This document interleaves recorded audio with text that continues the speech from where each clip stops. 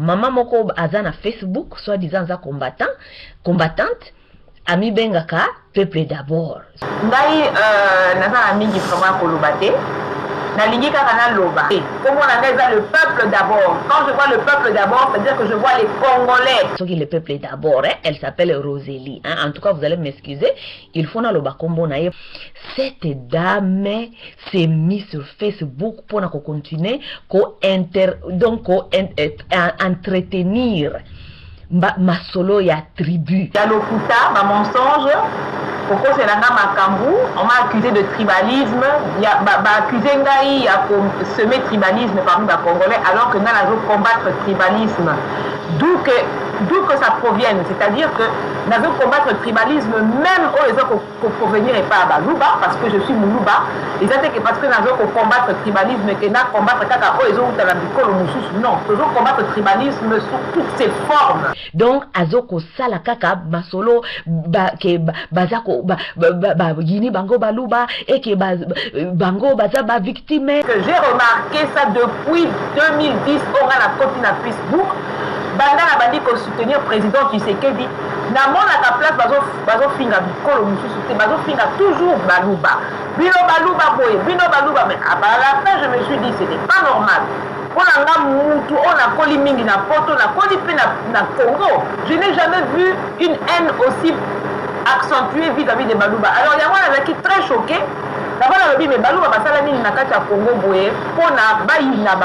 Mais cette maman-là, c'est elle liée à Zozouaba Masole à l'Okuta, à Zako Bambana Mirnaye, à Zaliko Lela Balouba Bazaba victime, et tout cela, maman, Toboite.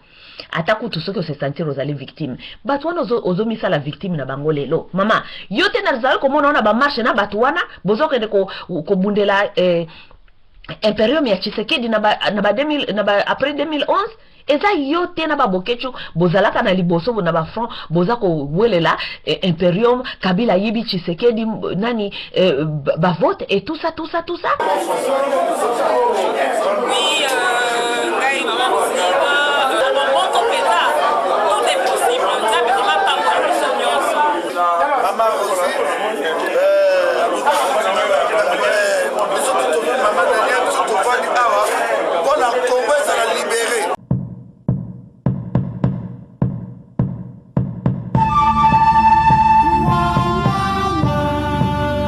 Ce sont les gens-là aujourd'hui que toi tu peux dire que ce sont les tribalistes.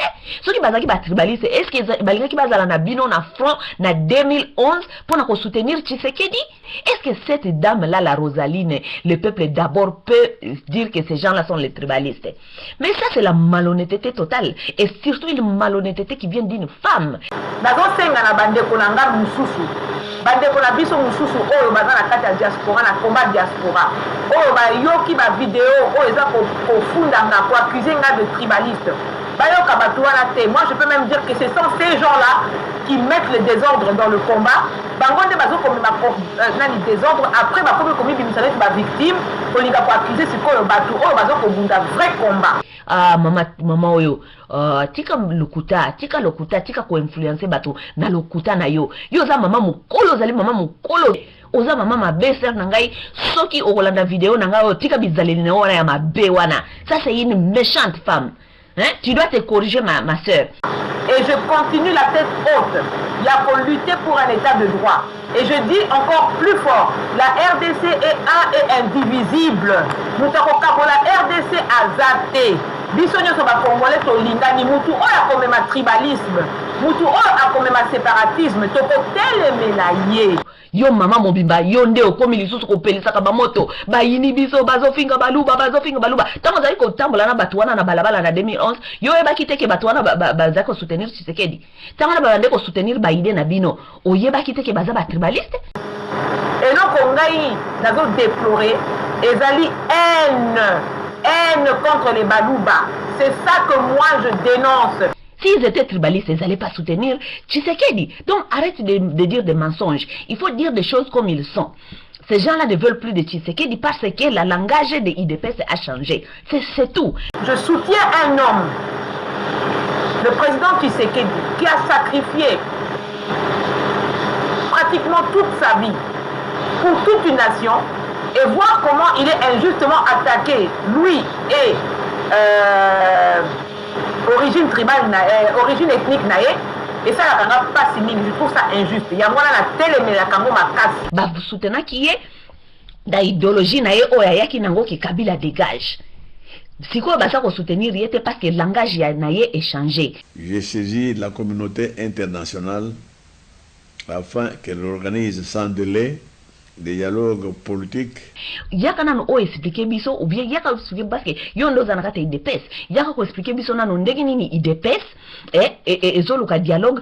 Et ça peut n'a pas de délai hein. On va pour dialogue hein. Et là on va bosser na yango wana parce qu'on remarque toujours sur le net que c'est les non-dialogues, alors que il y a beaucoup de Congolais, beaucoup plus de Congolais qui sont peut-être pas visibles sur le net, mais qui sont pour le dialogue. On a remarqué que Bélé, on va jouer le dialogue, bah, même pas la connaissance, il y a feuille de route, bah, tant qu'il feuille de route à IDPS, pour la route là, oh, nous sommes dans la carte, oh, IDPS, ils ont pour revendiquer. Alors, parce que les mélakas, le dialogue, vous voyez, n'a qu'à ignorance en fait. Parce que les dialogue, vous voyez, par influence, peut-être mouvement politique au bazar pour sympathiser na bango. Donc on a remarqué que bateau oyo bazar côté les dialogue tant on va ça la statut na bango parce que c'est même pas raison na bango on va sauter les dialogue bazar même pas pour ça la proposition concrète en lieu il y a dialogue kaka boy kaka comme kaka slogan kaka non au dialogue est-ce que IDPS essaie de dire que bandimi nanu que Kabila a comme président? Parce que si le lobby no bondima te Kabila azalaka président, comment est-ce que bogono senga dialogue na moto oyo boza ko croire te kazali na pouvoir? C'est ça le débat maman yo. Hein? Parce que ozangi siko débat, ozangi ba argument, okomi ko kosa, okomi ko lela maman bobimba une manipulatrice, une mauvaise femme. Concernant ba insulte, alors la ligne a éclairé sous ce point wana, et ça ba insulte à la personne, ba propos outrageux, ba propos blessants, c'est punissable, la loi punit ça. Dans un état de droit, donc on punir ma propos, comme ça gratuitement. Pour accuser mon salité, c'est punissable par la loi. C'est punissable par la loi. Et là, je ne mâche pas mes mots. Hein. Ma soeur, tu es une mauvaise femme, tu es une sorcière. Et ça combat ya mafinga te, et ça combat ya kolinga ko libérer mboka na biso et zonga na maboka ba congolais. Toza wana te pona kosala na ba guerre entre biso na biso.